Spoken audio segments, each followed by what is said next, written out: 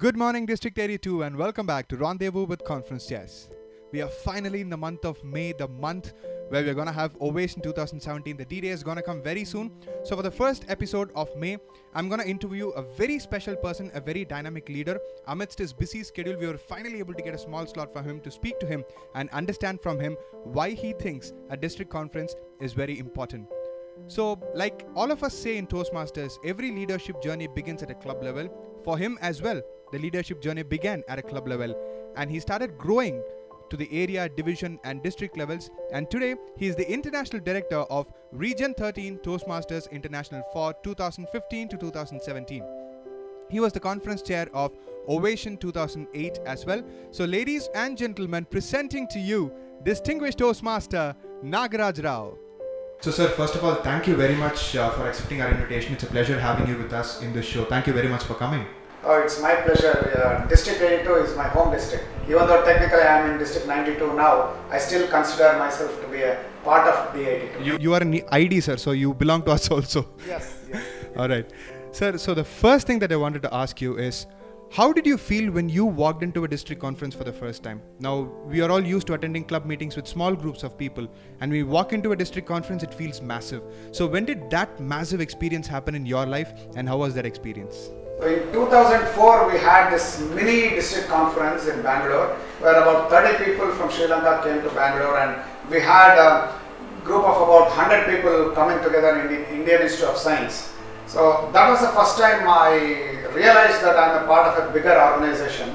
But the real impact came to me in 2006 when I came to the first Ovation in Sri Lanka, Colombo, where I saw this symbol, the logo of Toastmasters displayed on a huge stage which was about 30 feet wide.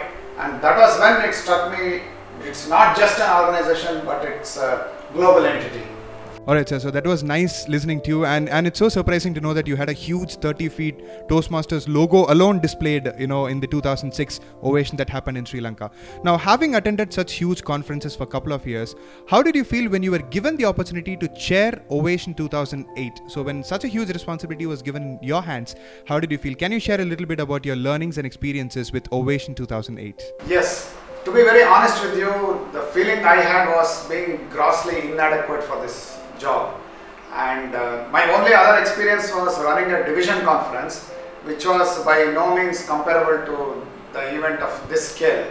But Toastmasters always pushes you to do some things which you have never done before. People are always there to encourage you, and it was like a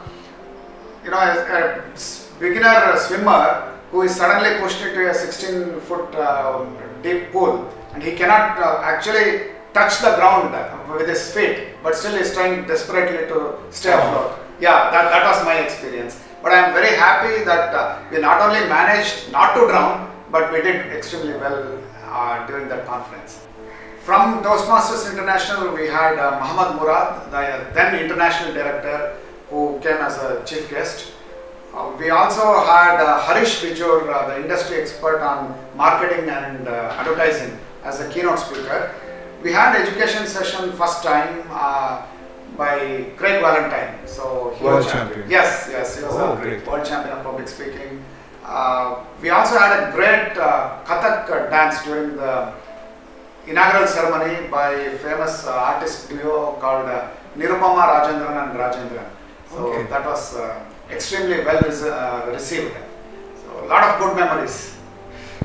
Alright, so having shared about your first experience as a delegate and your first experience as a conference chair at Ovation, the last thing that I wanted to ask you is, why should a member attend a district conference? Now, a lot of times when you go and promote district conferences, members have this question, so what's in it for me? So what's the answer you have for our members to tell them that, hey, this is why I think you should attend a district conference? I would suggest go to a conference without any expectation. The moment you go with some expectation, you might be disappointed or your expectations may not be met. Go with a clear mind and you will be surprised the treasures which are awaiting you. Now when somebody asked Aristotle, should I get married? He said, by all means go ahead. If you get a good wife, you will be happy. Otherwise, you will become a philosopher like me.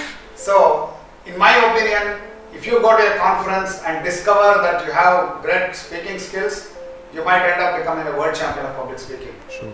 Otherwise, you will discover your leadership skills and you will help create world champions. So either way, you will win and Toastmasters will win. So sir, it was an absolute pleasure speaking with you today in our show for Rendezvous with Conference Chairs. So before we wind up the show, if there is one last thing that you would like to tell the members of District 82 Toastmasters, what would it be? Toastmasters, welcome to Ovation 2017 Journey to Stardom.